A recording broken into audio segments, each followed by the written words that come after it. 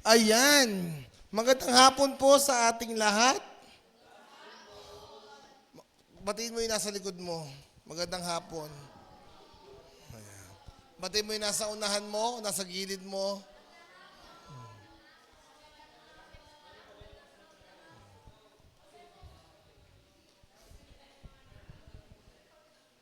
Ayan.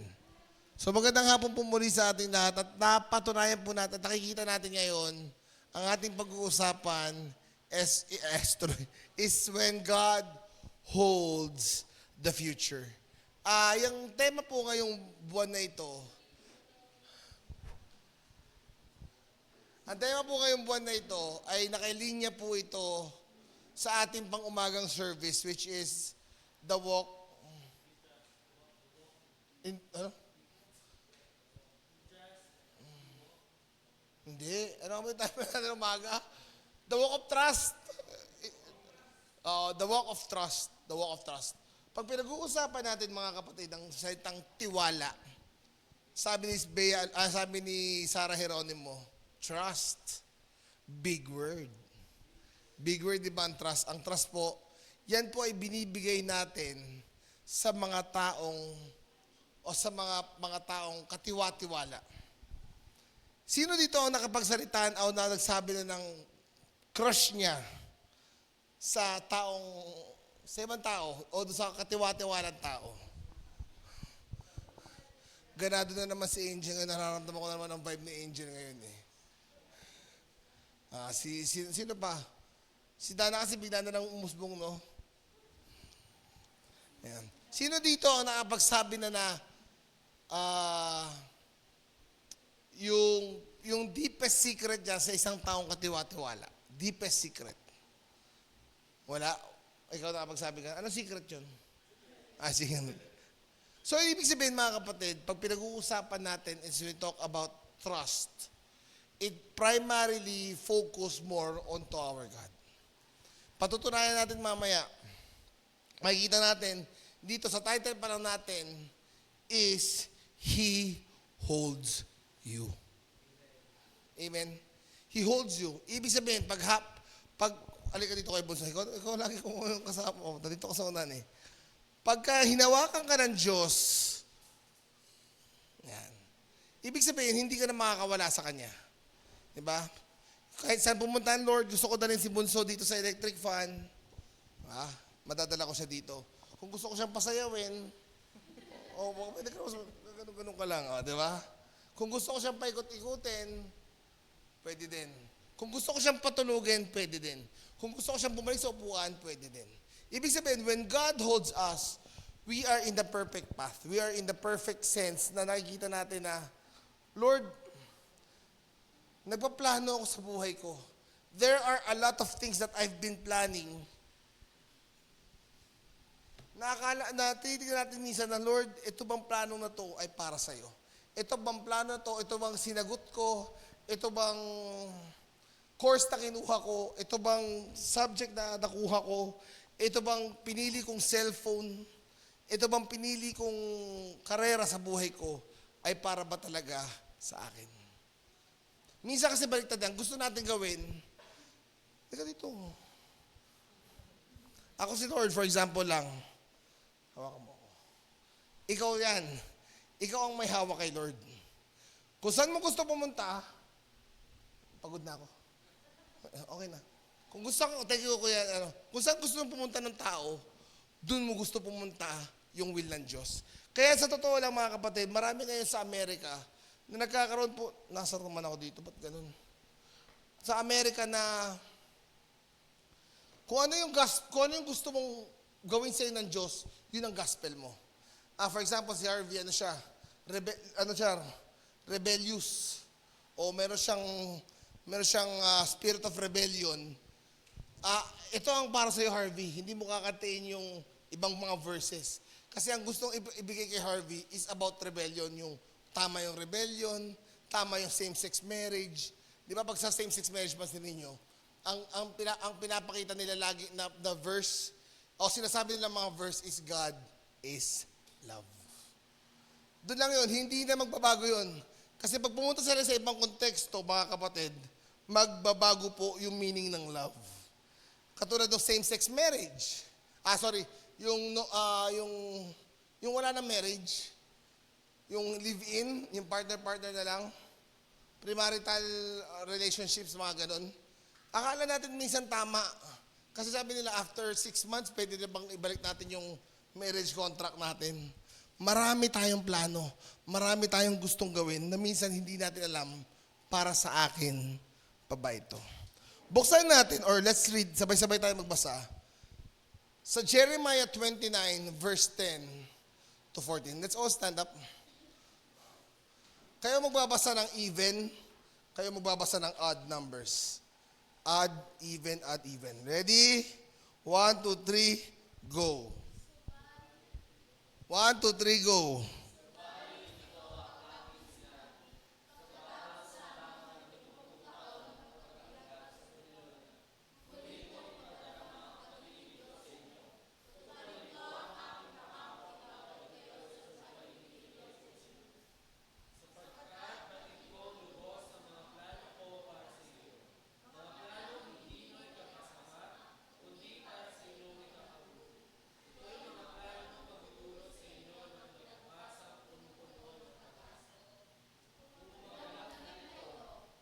Nag-speak ako.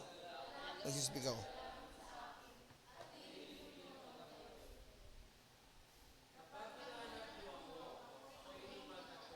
Wait lang.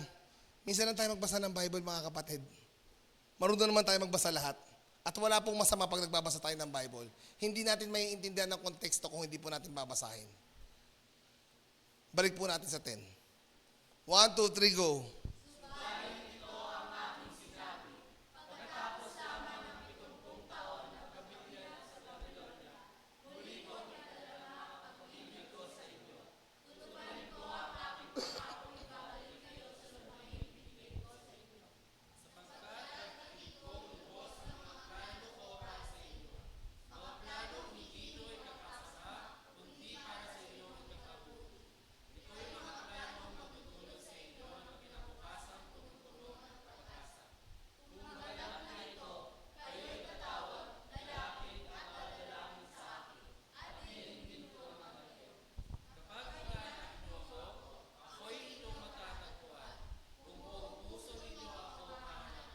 Sabay-sabay po tayo lahat.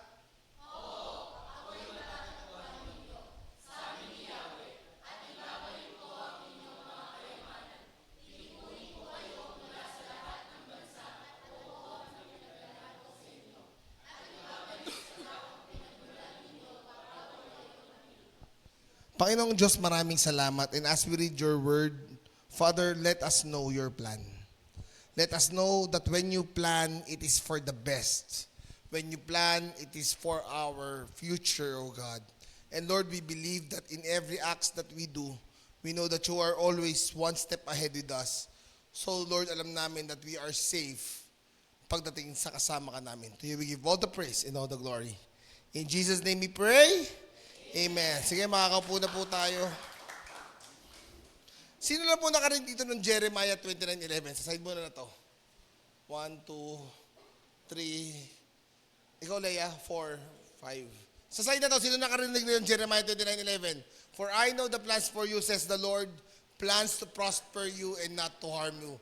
Plans to give you a hope and a future. Sino nakarinig? 1, 2. Diba? Makikita nyo dito, every time na humihingi tayo ng payo sa mga sa ibang tao, ano ba nangyari sa buhay ko? Ang sasabihin sa inyo ay Jeremiah 29 verse 11. For I know the plans I have for you, says the Lord. Plans to prosper you and not to harm you. Plans to give you a hope and a future. Yan yung unang-unang sinasabi. Sabi nga namin, sa kontekstong yan, pag nalaman mo ang totoong meaning ng Jeremiah 29:11, is makikita mo ano pa talaga yung meaning ng Jeremiah 29:11. Nung nag-usap kami ni Kuya Harv, na iba pala ang konteksto ng Jeremiah 29 verse 11. Pero para mas mag-dig deeper natin, yung pinag-uusapan natin, let's talk about verse 10 to 14. Ito pong pangakong ito, gusto ko malaman nyo ay hindi po para sa lahat ng tao. Naniniwala kayo? Alam niyo naman pala eh. Hindi, di ba? Hindi ito para sa lahat ng tao. Basahin natin yung verse 10. Subalit ito ang aking sinabi pagkatapos lamang ng 70 taon na pagkakabihag sa Babylonia. Muli kong papadarama ang pag-ibig ko sa inyo. Tutuparin ko ang aking pangakong ibabalik kayo sa lupaing ibinigay ko sa inyo. The first point on this one is there are captives nung naging bihag sila ng Babylonia for ilang years? 70. Napakadali ba ng 70 years? Napakatagal nun. Kaya mga kapatid, sa totoo lang, pag tinitignan natin to, ito po ay pangako ng Diyos sa mga Hudyo nung time na yon. Pero bakit natin pag-uusapan yan? Sa Bible, pag nagbabasa kayo, when we talk about the Old Testament, o yung lumang tipan, kadalasan po ang mga utos sa lumang tipan, para po ito sa mga Hudyo. Para sa mga Jew. Bakit? Kasi sila po yung, sabihin mo natin, sila po yung mga, piniling bayan ng Diyos. So lahat po ng pangangailangan ng mga Hudyo ng time na yon, pinoprovide ng Panginoon. Even the 10 Commandments, sa mga Hudyo yan. Yung tithes and offering, Old Testament o New Testament, yung binasa ni Kuya Aral kanina. Old Testament, di ba? Ibig sabihin, sa mga Hudyo yan. But, when we talk about the Bible, when it's said on the Old Testament, it might be for the Jews, but there are timeless principles na pwede nating makuha mula sa Old Testament hanggang dadalhin natin sa buhay natin. Pag pinag-usapan naman natin ang New Testament, mga kapatid, dito naman nakasaad ay si Pablo ang magsalita, yung mga Romans, Corinthians, Ephesians, Galatians. Ang lahat ng yan ay para naman po sa mga hintil. Ano po yung mga hintil? Kung ikaw ay hindi Hudyo, ikaw po ay hintil. Hudyo ba tayo? Yes or no? Hindi. Dapat alam nyo, hindi tayo Hudyo. We are not Jews. Kung hindi tayo Jews, ano tayo ngayon? We are the Gentiles. So, ibig sabihin mga kapatid, pag pag-uusapan natin yung 29:11 na yan, it is the timeless principle that we're getting. Kasi pag nagbasa ka ng Bible, lagi mo titignan, para sa akin ba to? Sa anong paon sinabi ng Panginoon to? Ito ba ay dapat? Pero one thing ang hindi nagbabago sa Bible is the lessons that you're gonna be learning. Kaya itong 29:11, you can say it, you can claim it. Pero once binanggit natin itong 29:11, you know that this is a promise for the Jews. Pag may narinig po kayo nagsabing, spiritual Jews naman tayo, hindi po. Tayo po yung mga hintil. At ang pinaka-apostol po natin ay si Apostol Pablo. Paul is the one who actually, siya po yung nagsasabi sa atin na tayo po yung mga hintil. At siya po ang apostol ng mga hintil. Kaya let's get the timeless principles, mga kapatid, sa Jeremiah 29, verse 10 to 14. Ready na ba kayo? O tanay mo katabi mo, ready ka na ba? O wala mo na magsa-cellphone ha. Wala mo nang, kaya kinuha yung mga cellphone nyo. The first principle that we can get, verse 10, please. Subalit ito ang aking sinabi pagkatapos lamang ng 70 taon na pagkakabihag ng Babylonia, muli kong ipadarama ang pag-ibig ko sa inyo. Tutuparin ko ang aking pangakong ibabalik ko kayo sa lupaing ibinigay ko sa inyo.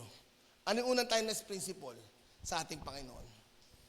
Ang pangako ay pangako.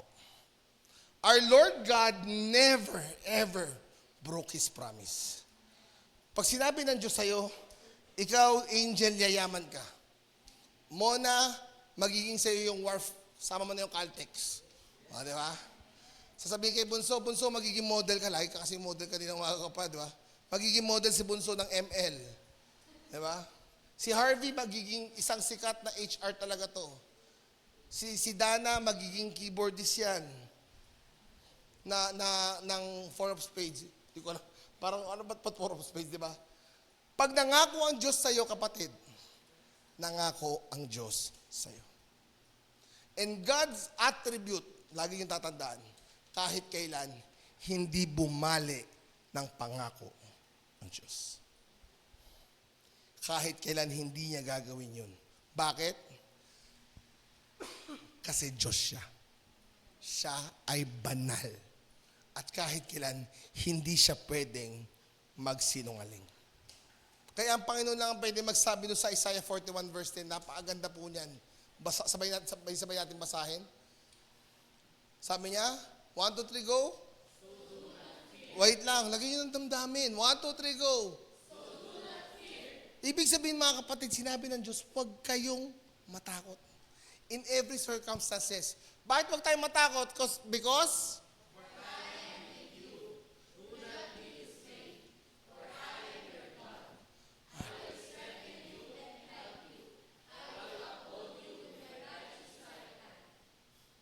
Di ba? Kita natin, ang Diyos lang ang pwede magsabi sa atin, mga kapatid, na huwag kang matakot. Pag sinabi sa'yo ng kaibigan mo yung word na huwag kang matakot, di ba parang you feel secure? Oy, huwag kang matakot, ako bahala sa'yo mamaya. Uy, mamaya papagalitan ako ng nanay ko. Huwag kang matakot, ako bahala, kaya-kaya ko nanay mo. 3 donut lang yan sa isang kape. Yeah? When you say, do not fear, it is coming from our Lord. Bakit?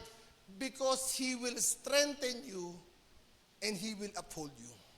Sa panahon, mga kapatid, na feeling mo ang buhay mo ay walang-wala na. Sa feeling mo ang buhay mo, kapatid, ay parang walang pinatutunguhan.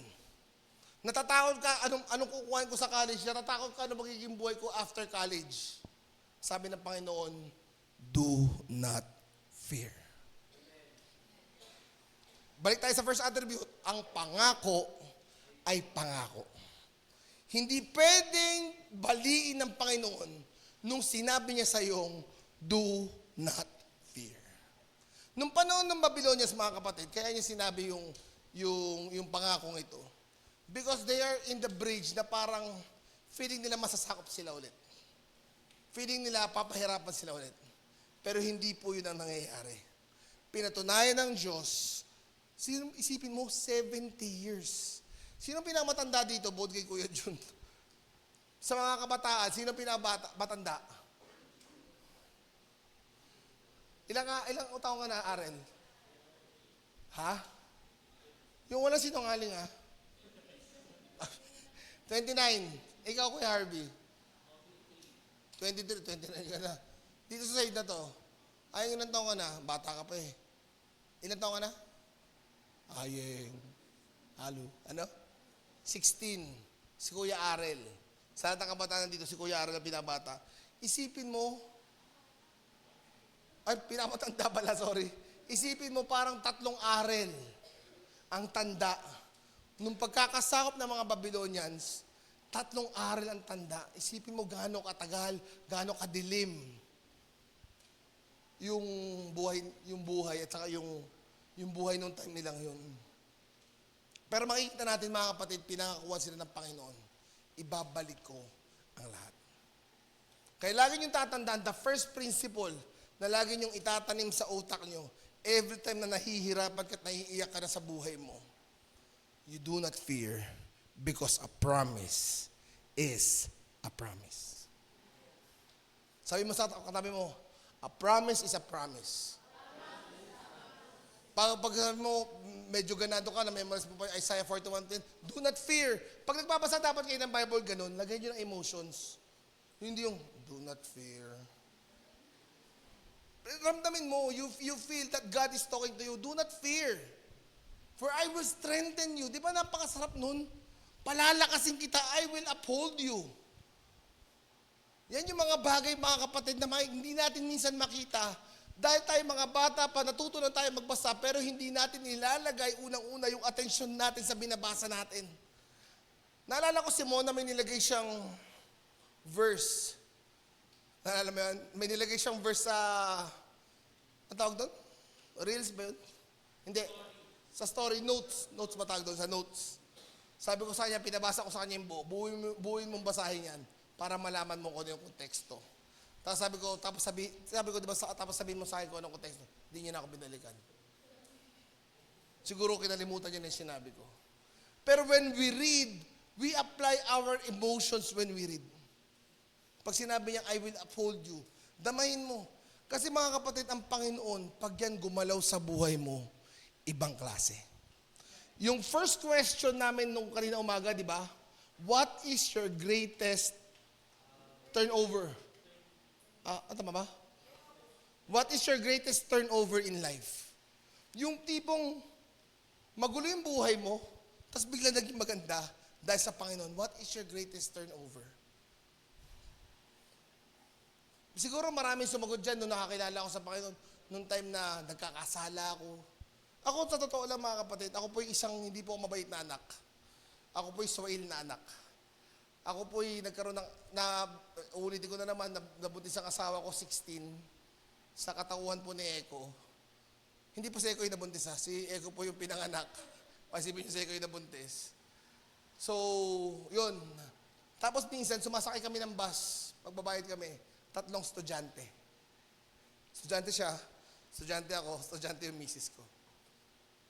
And sabi ko, hindi maganda. But the pivotal point in my life is when my dad trusted me to hold on to the pulpit. Kasi sabi natin kanina umaga, the Lord doesn't look on who you are. The Lord doesn't count on what you do. The Lord doesn't look on your bank account. Hindi tinitignan ng Diyos kung sino ka. Hindi tinitignan ng Diyos kung anong pinag-aralan mo. Hindi tinitignan ng Diyos yung kapakanan mo. Pero ang tinitignan ng Diyos is yung puso mong handang maglingkod sa Kanya. Pag handa ka maglingkod, alam ko, sasabihin ng Diyos sa'yo, Jane Lee, rise up and walk. Jane Lee, rise up and start your ministry in the church. Kaya natin binuo yung small group. Diba? Marami dito binabaliwan natin yung small group, pero kung alam nyo lang ang hirap po, kung paano namin binuo ang small group. Minsan kasi tayo, lagi lang natin dinededma. Bata pa ako, deadma ko lang yan. Pabayaan mo sila, Pastor Mark. But I will say to you, makinig kayo sa akin ha, every day we are praying for you. Every day we want you to be in the path where the Lord is. Why? Kasi ito po yung magandang path. Hindi po ito yung path ng puro usok. Hindi ito po yung path na puro laro lang. Kasi darating pagkakataon, lalabas ka dyan, ang edad mo, 30 years old ka na. Kung aabot ka ng 30 years old. It's not always, hindi po laging bata ka. Pero kung ikaw pinanghawakan mo sa sarili mo, na ang pangako ng Diyos ay pangako niya, mabubuhay kang maayos at may pagkatakot sa ating Panginoon. First thing, isang bagay nga po na tinuturo namin dito sa church is for us to respect our God who created us. Kaya dito, talaga sabi ko, di ba nung nag-usap-usap tayo, ang napag-usapan natin yung cellphone. Sobrang stricta ni Ma'am Katleya. Sabi ni Katleya, Pas, kukuhain ba natin yung mga cellphone nila? Ano-ano si Katleya? Nung una sabi ko, kung makita nyo lang gamitin, natawa ako sa mga workers nagdadahilan pa. Pero napag-usapan natin yun, remember? Kaya gusto natin matuto tayong rumespeto. Unang-una saan? Sa nagsasalita. Pag teacher mo yung nagsasalita, hindi ka makadaldal. Bakit? Kasi teacher mo siya. Pero pag ibang pastor ang nagsasalita sa unahan, pastor, tingin mo, daldal kayo ng daldal. Cellphone kayo ng cellphone. Because you don't know how to respect. Kaya sinasabi natin, when you want to plan according to God's will, there is a certain training that has been done on your life all over the years. Hindi po kami dito nasusunod para po sa wala lang. Pero makikita niyo yung pagbabago sa buhay niyo pag tayo po sumunod sa ating Panginoon. Amen?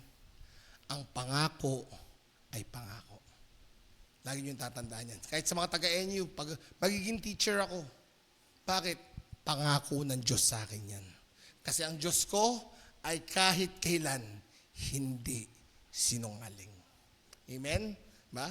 Ganda nga, si ate, nag-champion sa UAAP, saan ka pa? Alam niyo ba UAAP? Di ba? Yung pep squad, yung hinahagis-hagis, siya yung huling hinagis, yung sumabit sa isami ng Smart Araneta, yan. Isa sa mga hinahagis yan. Sample, ikaw kaya hagis, di ba? Di ba? Kaya tayo mga kapatid, we should be excited as young people. Bakit? Kasi full of energy pa kayo. Natutuwa nga rin ako kay Jenny, may invite siya kaninang umaga. Akala ko si King. Sabi ko, si King, batukod mo? Oo. King, ba't kamukha mo yung invite ni Jenny kanina, no? Si Dana na yung next kong makikita naman na ganun. Amen? Kaya ang pangako natin ay dapat pangako yan ng Diyos. Kaya kung ano man ang pinagdadaanan mo, Seko, magiging arkitekto ako. Bakit? Kasi ang Diyos ko hindi yan bumabali sa pangako. Sabi ni AJ, magiging nurse ako. Kahit anong pinagdadaanan ko dahil hindi sinungaling ang Diyos ko. Sabi ni Jared, magiging aircon technician ako. Lahat ng aircon nyo ako gagawa. Diba? Bakit? Kasi hindi sinungaling ang Diyos ko. Si Ayeng, si Mona, at saka si Damian, gaganda ang buhay natin, ma. Bakit? Kasi ang Diyos natin hindi sinungaling. Napakaraming promises ng Diyos. That's why we are teaching you how to do your devotions. Ang devotion, mga kapatid, doon mo makikita ang pangako po ng ating Panginoon na pwede mong i-claim. At binigyan ko na kayo ng simple lesson about how to look at the Bible, even if it's for Jews or for the Gentiles. The timeless principles that you've been learning to what God says, yun ang kukuhain mo. Yun ang ilalaban mo. Amen ba? So, number 1 natin, ang pangako ay pangako. When God tells you something, it will be done. Just learn, makinig kayo dito mabuti gagawin ng Diyos yan. Just learn how to obey God's voice in your life. Nalala niyo si David? Kaya si David and Goliath. Bakit siya naging king? Bakit siya hinayaan maging hari ng Diyos? Kasi marunong siyang makinig sa sinasabi ng Diyos. Si Joseph, bakit siya nakilala ng Joseph the Dreamer? Kasi marunong siyang makinig sa plano ng Diyos sa buhay niya. Why Abraham became the father of faith? Kasi marunong silang makinig. Ang lahat ng taong nakikinig sa Diyos ay pinagpapala ng Diyos. Sabi nga nila, obedience is better than sacrifice. Kahit si Luna, si Francis, pumunta dito na naglalakad ng paluhod mula dyan kila Astilio, pababa dito. At si Harvey, sinunod lang niya na dumating ka dito on time. Mas okay pa rin yung ginawa ni Harvey. Why? Because obedience is better than sacrifice. Amen ba? Palakpakan naman natin ang ating Panginoon. Number 2, at dahil ang Diyos natin mga kapatid ay Diyos ng pangako, ang point number 2 natin is, napakaganda nito, alam ng Diyos ang hinaharap mo. Yung Diyos na lumikha sa'yo sa napupunan ng nanay mo, siya din yung Diyos na makakasama mo hanggang sa huling hininga mo. Alam ng Diyos. Kaya nga di ba nasasaktan ng Diyos pagka ikaw gumagawa ka ng mali? Di ba? For example, nagyoyosi ka, o may ginawa kang hindi maganda, nakipag-away ka sa kaya, sinisira mo yung testimony mo. Nasasaktan ng Diyos. Bakit? Kasi binabantayan ka niya at kilala ka niya from the very start. Minsan mga simpleng bagay na nga kinakalimutan natin Ano yung number 1 rule natin pag Sabado? Huwag kang magpupuyat. Kasi automatic yan, pag nagpuyat ka, ang gising mo niyan, 10:00 na ng umaga. Basic rule. Kung ikaw hindi ka marunong sumunod sa basic rule na ginagawa mo sa buhay mo, at hindi mo kaya panindigan yung basic rule na yan, mahihirapan ang Diyos sa'yo. Hindi mo, sa totoo lang, natatawa na lang ako sa mga taong nagmamalaki dahil siraulo sila. Yung parang, kami nga yung mga barkada ko, kami nga yung mga pasaway.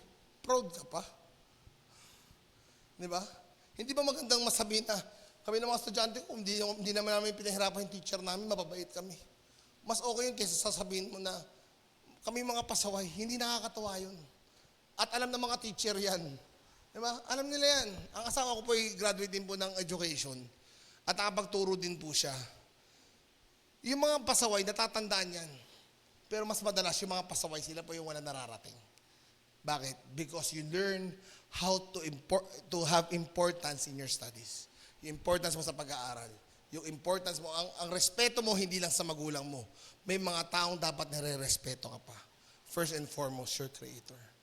Diba? Sabi po sa verse 11, sapagkat batid kong lubos ang mga plano ko para sa inyo. Take note, plano. Ibig sabihin, hindi pa nangyayari. Kung sinabi natin plano, hindi pa nangyayari, itong ibig sabihin ito mga kapatid, ito po yung future mo. Kung anong gusto mong mangyari, sabi ni JR, Pas, gusto ko maging mekaniko. Gusto ni JR maging mekaniko. Aayusin ng Diyos yung pagiging mekaniko ni JR. Eh, hindi pala niya nasabi sa Lord, mekaniko pala ng barko. Di ba? Hindi siya marunong lumangoy. Kaya dapat tayo, when we open, we know how to open ourselves to our God. Lord, sa totoo po, gusto ko pong maging inhinyero. I took up college 14 years. 14 years po ako sa college. Bakit? Kasi ang lahat po ng grades ko ay hindi po numbers. Puro letters. Puro D. Puro D. Drop. Nakikita kami ng misis ko sa FCM. Tapos kung saan kami pupunta. Ganun yung buhay namin. Na feeling namin, akala namin tama. Pero nung nagkaanak na kami, mararamdaman mo na rin pala yung mga dilema ng bilang ng magulang mo dati pag naging magulang ka na. Ang pasalamat ko lang, mahal ako ng magulang ko. At hindi nila ako sinukuhan hanggang sa nakagraduate ako. Diba? Kaya sabi ko, alam ng Diyos yung plano niya. Yung plano ng Diyos sa inyo maganda. Sino makikipagdebate sa akin na ang plano ng Diyos sa kanya ay hindi maganda? Sino? Lahat kayo, agree kayo na ang plano ng Diyos ay maganda? Ang tanong ko lang, bakit kaya nagbabago?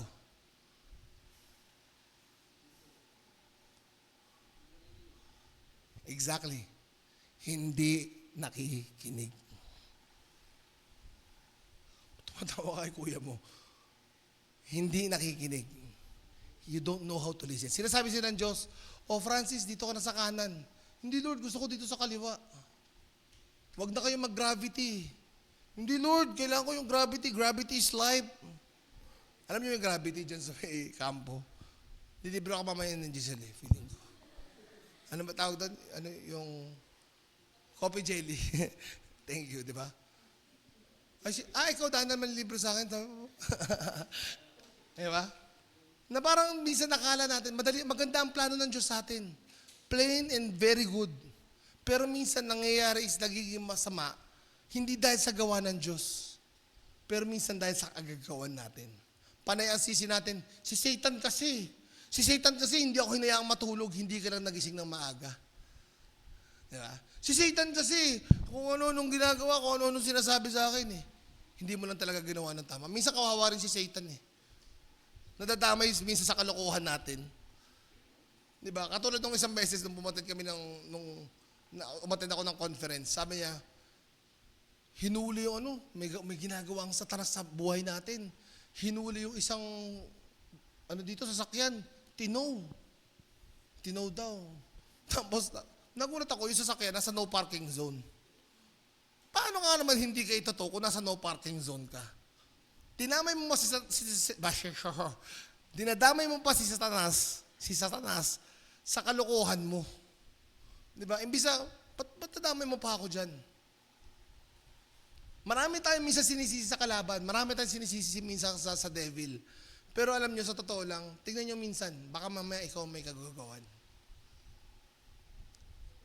Ang ginagawa lang naman ni Satan, mag-tempt.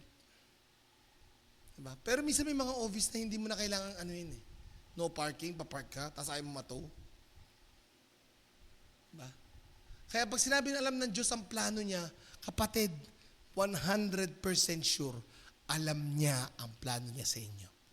Sabi mo sa katabi mo, alam niya yung plano niya sa iyo. Ano yung first point natin? Ang pangako ay pangako. Pangalawang point natin? Alam ng Diyos ang hinaharap mo. Let's continue reading. Sabi dito, para sa inyo, mga planong hindi nyo ikakasama. Mga planong hindi nyo ikakasama. So, ibig sabihin, hindi kayo mapapasama, kundi para sa inyong ikakabuti. Mga kapatid, ang Diyos natin, wala yang ibang hinangad sa atin, kundi tayo ay mapabuti. Isipin nyo na lang lahat ng mabubuting bagay, gusto yun ng Diyos sa inyo. Gusto ng Diyos matuto kayong rumespeto.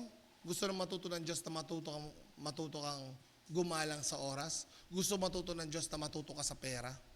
God is teaching you. God will teach you and is teaching you. Kaya sabi nga natin, ang Diyos, alam ng Diyos yung plano niya at yung plano niya sa atin ay hindi po ito para sa ikasasama natin. Ang baduy mo pas, sabihin niyo na yung gusto niyo sabihin sa akin. Pero that is 100% true. Ba't pa ako magkakandara pang magsalita dito kung hindi lang din totoo? Anong sense na nandito ako sa harapan ninyo? Anong sense na kinakamusta ko yung 7-Eleven group ko? Sa mga 7-Eleven groups ko dyan. Kamusta na kayo? Hindi naman nila ako nire-replyan. May isa pa nga nagsabi isang beses, sasagutin ko po yung tanong nyo pagka tapos ko pong kumain. Matutulog na po ako. Bigla natulog na. Diba? Hindi, kami sa totoo lang, hindi namin pinapayag ang mga salitang ito just for us na magsalita dito. We are telling you the truth kasi naramdaman na namin to. 100%. Kung makikipagkwentuhan ko sa akin at tatanungin niyo ang buhay ko, sa nangyayari sa buhay ko, napaka-exciting. Pero hindi ko pinagmamalaki. Ang pinagmamalaki ko is yung greatest turnover ng buhay ko. When God tells me to go home. Kaya ang pangako ng Diyos ay totoo at alam ng Diyos ang hinaharap mo. Kaya sabi ko nga, pag pinagsasabihan ko sila angels, sila Giselle, yung mga Charlie's Angels natin dito, learn how to be modest. Learn how to be modest. Kasi minsan ibang impression ng mga tao sa babaeng magagaslaw. Hindi ko naman sinasabing huwag na kayo tumawa. Learn to be modest. Tingnan mo yung anak ko, ang laki ng braso. Diba? Alam niya yan. She knows it. Pero diba, she knows how to dress well. She knows how to hindi fashion eh. Kaya ako pinipilit ko silang hindi maging maayos lang sa pananamit. Amen ba? Kasi alam ng Diyos yung plano niya at ang plano ng Diyos sa inyo maganda. Hindi kayo ipapahamak. Sinabi niya eh. Diba? Hindi niyo ikakasama, kundi sa inyong ikabubuti. Ito'y mga planong magdudulot sa iyo ng kinabukasang punong-puno ng pag-asa. Yan punong-puno ng pag-asa, mga kapatid, yung full of hope, ay isang bagay na maraming tao ang gusto makakuha. Alam niyo ba yung anxiety attack? Meron ba dito nagkakaroon ng anxiety attack? Depression. Hindi naman masyado yung depression. Anxiety attack na lang na yun, pero ang pinakano. Yung parang, ano bang, pa-explain yung anxiety attack? Dito ba tayo sa license o sa hindi license? Sa license muna. Ano bang anxiety attack?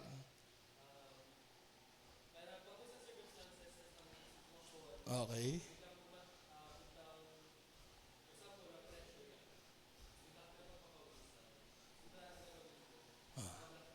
So, parang hindi mo alam gagawin mo. Ate Dana, ano bang anxiety attack?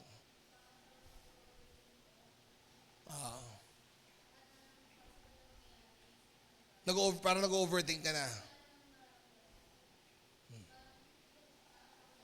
And minsan, ang dulot po niyan ay dahil nawawalan sila ng pag-asa.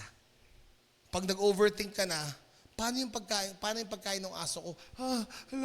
Hindi ko na alam. Nag-overthink ka na, pumapasok kasi wala ka ng pag-asang mapakain ng aso mo. Aso mo pa lang yan. Paano pag pinag-uusapan natin ay ang buhay mo?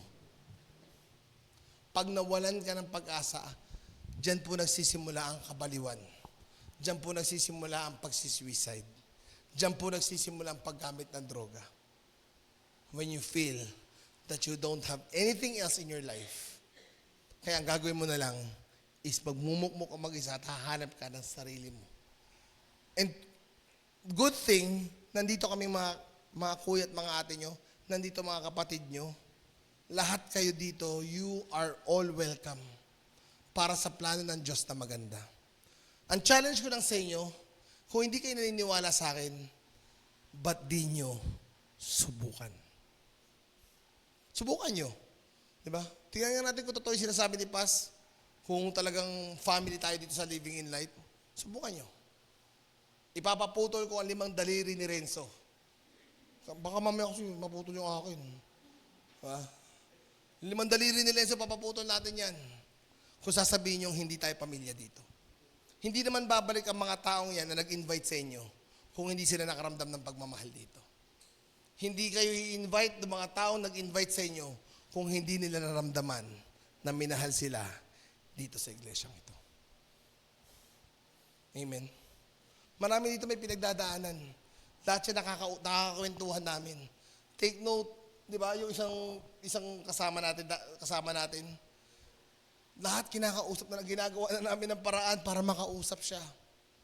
Because we want here for us, to all of us, to be at good facing with our Lord.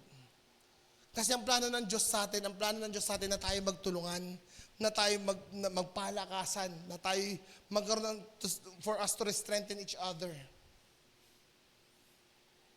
Kaya ang pangako ng Diyos para sa mga Hudyo, ang timeless principle natin dyan, mga kapatid, ang timeless principle natin dyan is God knows your future.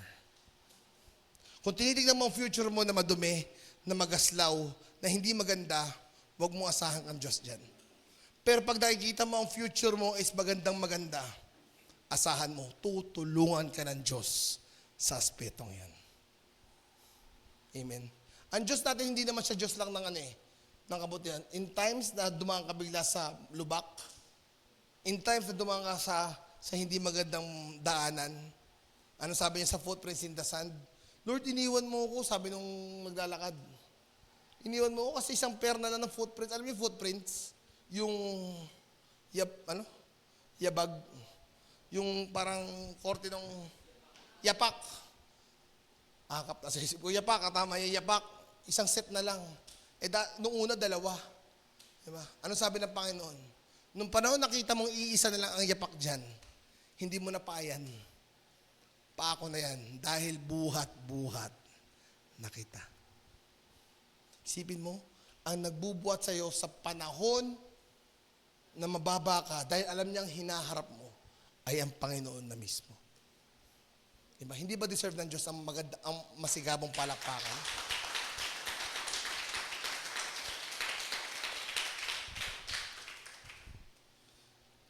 Sa totoo lang, sometimes sabi ko nga, ang hirap din talagang magsalita sa youth. Kasi hindi mo minsan maintindihan. I'm 40 years old, minsan parang yung dahil sa layo ng gap natin, hindi mo nakikita yung mga trip ng tao sa buhay. Pero ang principle ng Diyos sa kahit anong sitwasyon, sa kahit anong edad mo ibigay, patok pa rin yan. Because ang timeless principle ng Diyos ay sa magandang buhay tayo dadalhin. Naririnig niyo ba yung pag low voice ako? Hirap magsalita eh. And point number 3, bumalik tayo sa Panginoon para makuha natin lahat ng gusto nating ganda ng buhay natin. Sa anong circumstansya ng buhay natin, one thing na binigay ng Diyos sa atin para makapanumbalik tayo sa Kanya at para tayo po ay makuha natin ng magandang kinabukasan, tayo po ay bumalik sa ating Panginoon. Anong timeless principle? God can do everything in your life. First point, sabi po sa 12, sa Jeremiah 29 verse 12, kung maghanap, kung maganap na ito, kayo'y tatawag sa akin, lalapit at dadalangin sa akin at hindi ba masarap yun? Pag nag-pray ka, ninidinig ka ng Lord. Lord, si Sutor 1 o si Sutor B. Lord, ito bang subject na to o hindi itong subject na to? Lord, kasaba cake o ano ba bang cake? Ha? Contest cake. Diba? Lord, may leeg o walang leeg? Pag nanalangin ka sa Panginoon, diringin ka niya. Promise niyan, ano yung first point natin? Ang pangako ay pangako. At sinabi niya diyan, kung maganap man ang lahat na ito, tumawag ka at lumapit ka sa Kanya, diringgin ko naman kayo. The timeless principle is God listens to each and every one of us. Alam ng Diyos ang buhay mo. Alam ng Diyos ang pinagdadaanan mo. Alam ng Diyos ang ginagawa mo sa kwarto mo. Because God knows who does not pay. God knows everything. Pangalawa, Ano pong sabi sa verse 12 ba rin ba yan? Verse 14, 13, kung hahanap kayo, kung hinanap niyo ako, ako'y inyong matatagpuan kung buong puso ninyo akong hahanapin. Pag pinag-uusapan natin mga kapatid, paghahanap, kailangan po ng puso. In Hebrew term, in Hebrew verb, katulad po na sinabi ko kanina umaga, ito po ay lebab. Ibig sabihin po noon mga kapatid ay yung inner, yung deep desire mo. O yung, may point ako kanina eh. Yung deep desire mo, yung pinaka, 1, 2. Kaibuturan ng puso mo. Kaibuturan yung nalalaman ng isip mo. Pag sinabing puso mga kapatid, ito po ay isang metaphoric term na ginagamit. Ang ibig sabihin dito is yung pag-iisip mo, yung deep desire ng puso mo, yung deep desire na ninanais mo, yan po ang ibig sabihin po ng puso. Kaya pag naghanap ka, gamitin mo. Yung talagang, Lord, gusto kitang makilala. Lord, gusto kitang makita. At sinabi niya sa iyo, ako'y iyong matatagpuan. Di ba? Pag nanalangin ka, diringgin ka niya. Pag hinanap mo siya, mapapakinggan, matatagpuan mo siya. Oo, ako'y matatagpuan ninyo. Sabi ni Yahweh. Dahil a promise is always a promise. Promise ng Diyos yan. Na pag hinanap mo siya, masusumpuan mo siya. Isipin mo, no? Siya na yung nagbigay ng promise. Siya pa yung gagabay sa binigyan niya ng promise. At siya yung magkikip ng promise niya para hindi siya mag-break ng promise. Gets yung ganun kagaling ang Lord. Wala kang makikita man lang na parang negative na ginawa niya. You can find Him. Lastly, ang sabi po ay, ako'y matatagpuan ninyo, sabi ni Yahweh, at ibabalik ko ang inyong mga kayamanan. Kung wala man kayong kayamanan, okay lang yan. Titipunin ko kayo mula sa lahat ng bansa at pook na pinagdalhan ko sa inyo at ibabalik ko sa dakong pinagmulan ninyo bago kayo mabihag. If you ask, He will listen. If you look, you will find. And this is the best thing. He will restore you. Alam niyo ba yung restore? Pag sinabi natin sa cellphone na restore factory settings, ano ibig sabihin? Restore factory settings. Hindi lang babalik sa dati. Ano ang restore factory settings? Sige Marlon, ano ang restore factory settings? Ha? Magado? Mag-uumpisa ulit na parang bago yung telepono mo. When God restores you, you will be a new creation. Yung dating lumang ikaw na sablay, magiging maayos ka. Bakit? Kasi nirestore ka na ng Diyos. Pag sinabi sa kotse, Brother Philip, pwede bang paki-restore yung kotse ko? Ibabalik yan sa original na kulay. Ibabalik yung original na cambio. Yung original na makina, ganun. Again, this is for the Jews. But we are getting the timeless principles of our God. God will listen. You can find our God. And He will restore you. Kung maghahanap ka ngayon ng tao na ibibigay mo ang future kung kanino man, maghahanap ka pa ba? Wag na. Hanapin mo ang Diyos. Gusto mo na kasama sa paghahanap? Nagpre-presenta po kami. Si Andre, si Pastor Mark, umalis na kasi may lamay siya pupuntahan. Andiyan si Kuya Jason, andiyan si Kuya June, andiyan si Kuya Harvey. Mga kapatid, kami nandito. Hindi lang po kami tumatawag para mang-istorbo. Kami po mga kapatid ay tumatawag para mangamusta. Sino dito yung gusto kinakamusta? Kamusta ka na? Yung kwentuhan lang. Di ba? Ang sarap na kinakamusta. Alam ng small group ko yan. Si pastor lagi nilang musta. Kamusta na kayo? Diba? Kasi may mga bagay mga kapatid na minsan hindi mo masabi sa magulang mo na pwede mong sabihin sa spiritual parents mo. I'm not encouraging you na ganun ang gawin nyo. But kung talagang yun ang sitwasyon, bakit hindi? So tandaan natin, that the promise of 29:11 is for you, for God to behold. Hahawakan ka ng Diyos. At katulad yun, ang ginawa namin ni Kuya Renzo kanina, kung saan ka gusto dalhin ng Diyos, doon ka niya dadalhin. At sa 100%, maniwala kayo sa akin, hindi yan sasablay. Bakit? Ang Diyos natin ay alam ang lahat. At ang Diyos natin ay tunay na alam niya kung saan tayo pupunta. Sorry, wala na akong boses. Amen. Wag tayong matakot. Wag tayong matakot, kapatid, na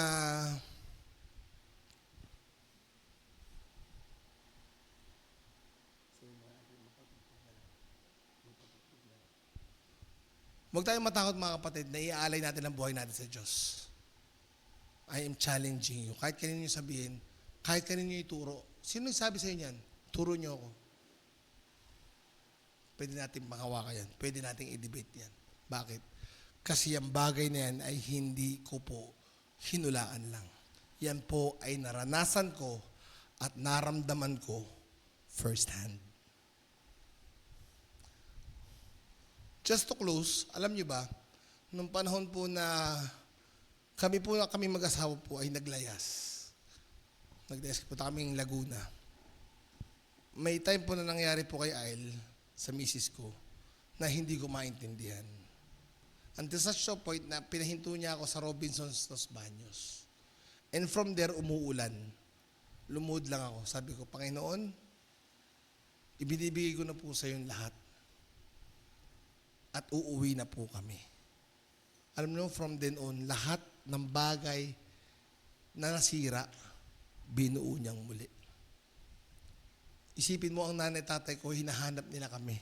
Yung may dalang picture. Nakita niyo po ba tong taong to? Nung pagbaba ng nanay ko sa jeep, nagkabanggaan yung mata namin. Nagkita kami, in short. At lahat ng bagay, mga kapatid, sabi sa inyo, nirestore ng Diyos. Ganun po kagaling ang Diyos natin. Ganun po kagaling ang Diyos na pinaglilingkuran namin. Kaya hindi po ako magsasawang sabihin sa inyo, totoo ang Diyos na sinasamba po natin. Totoo ang Diyos na pinapakilala po namin sa inyo. Let's all stand up. Sa oras na to, the first challenge that I will give to you, huwag mo munang isipin yung katabi mo, huwag mo munang isipin, huwag muna kayo magkulitan. The first thing that I want you to have in your mind,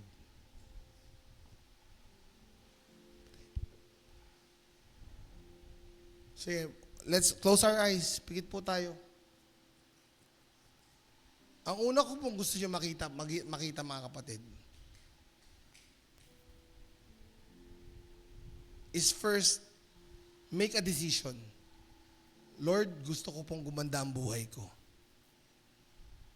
Lord, gusto ko pong umayos ang buhay ko. Huwag mo munang isipin kung gaano kagrabe yung ginawa mong kamalian. Pero isipin mo muna ngayon kung paano mo susolusyonan. The first thing that I want you to know, and to decide with,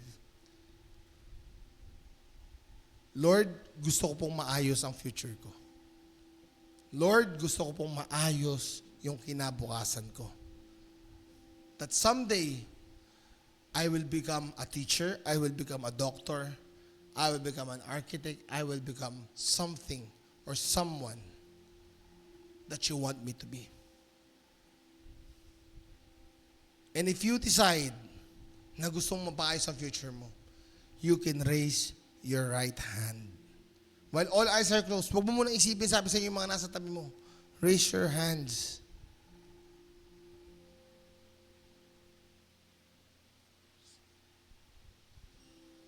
Pigit lang.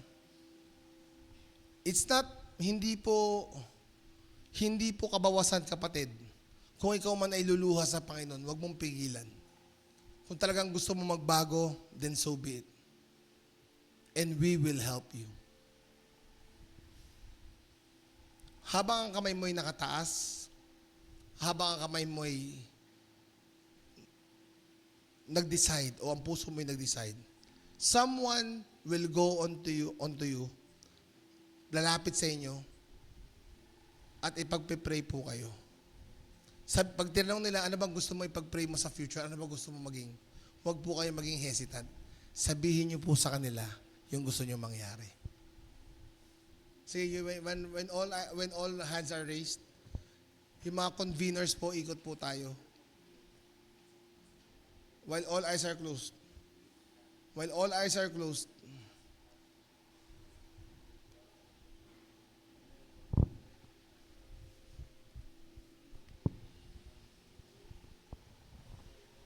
Let's continue to minister to each and everyone. Come on.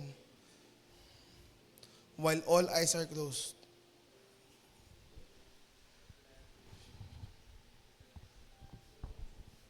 The Lord loves you. 100%. Mahal na mahal ka ng Diyos. If you're having a hard time, just let it out. And let God be the center of everything. It is a time for us to change. It is a time for us to be restored. For I know the plans I have for you, says the Lord. Plans to prosper you and not to harm you. Plans to give you a hope in a future. Sige. Hindi po ito panahon para magtawanan po tayo. Ito po yung panahon para maging seryoso tayo once in our life. Sooner or later, you will tell me, Pastor, salamat. Dahil sa mensaheng ibinigay mo sa amin, yung timeless principle ng Diyos sa buhay namin na pinakita mo. Lord, nabuo, Pastor, yung kumpiyansa ko ulit sa buhay. It's time for us now na maging buo ang kumpiyansa natin. Kasi ang plano ng Diyos sa atin ay buhay at totoo. Just continue to pray.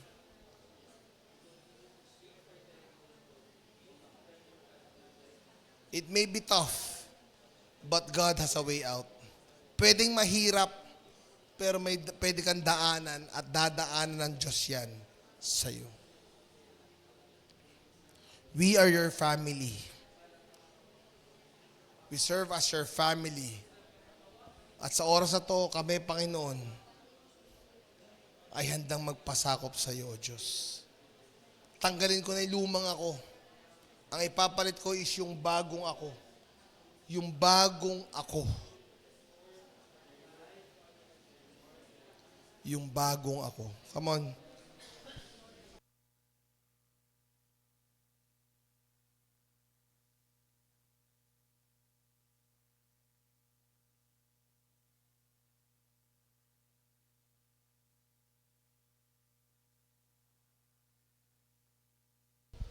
Come on. Sige, meron pa dito. Meron pa.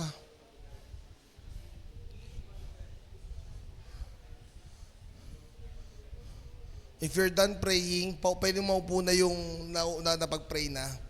Sige, upo muna. Upo na yung napag-pray na.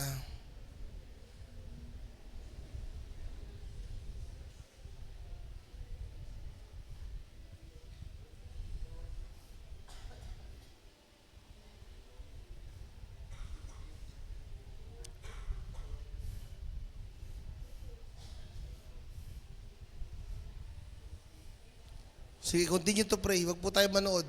Let's continue to pray. It is a time for us to listen. It is a time for us to pray.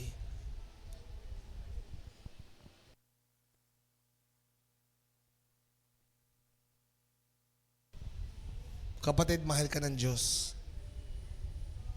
And if you think na wala nagmamahal sa'yo, may Diyos na nagmamahal sa'yo. You can sit down. Pag tapos na po kayo pag-pray, you can sit down.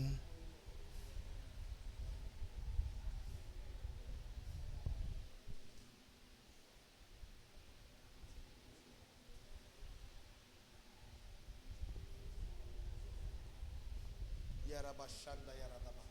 Rakondo yorno fondo yaramantende. Yorababakanta yaranashanda yaradaba.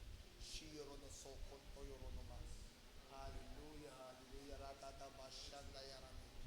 Oro do por baba. Arata yoro so. Hallelujah, hallelujah, hallelujah, hallelujah, hallelujah, hallelujah. Shiarabasanda yarami.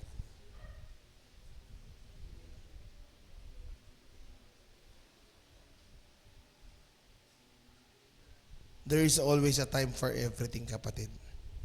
There is a time for you to be serious. There is time for us for laughter. But I want you to know that when we talk about God, it is always a serious matter. Come on, let's close our eyes and let's continue to pray. Pag tapos ka na ipag-pray, you can sit down. Hallelujah. Hallelujah, hallelujah. Napakasarap, O Diyos, ng pakiramdam na kami mapanalangin.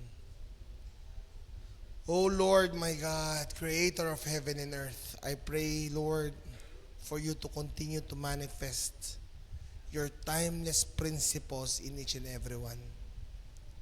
Friendship, relationship, family, it is all about you.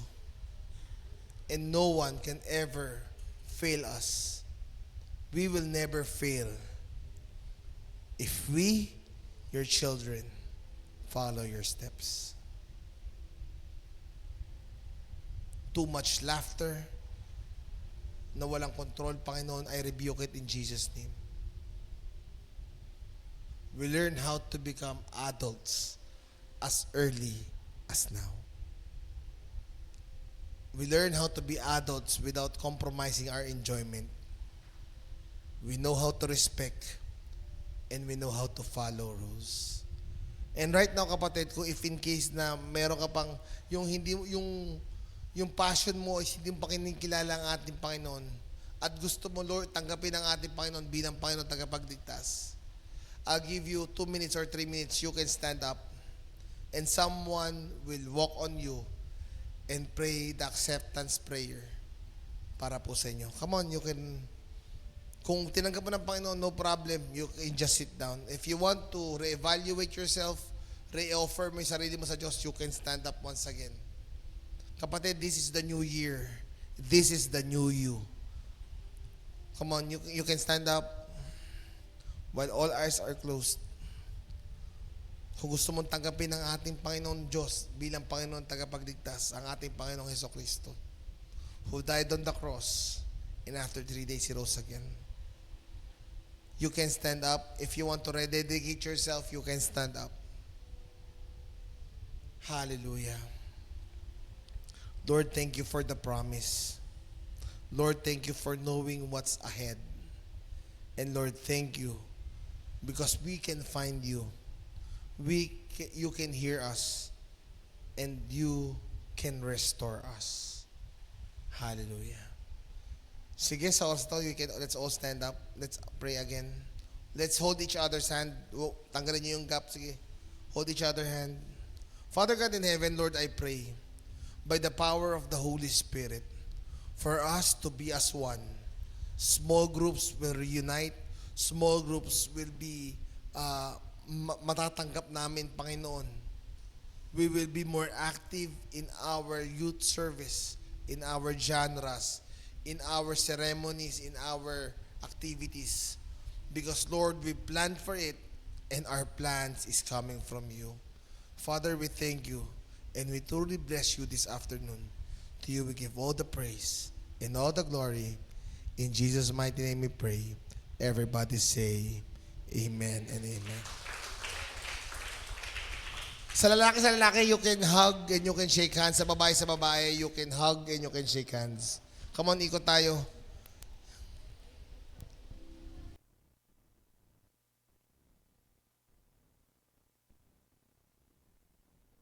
Welcome to the family. Welcome to the family.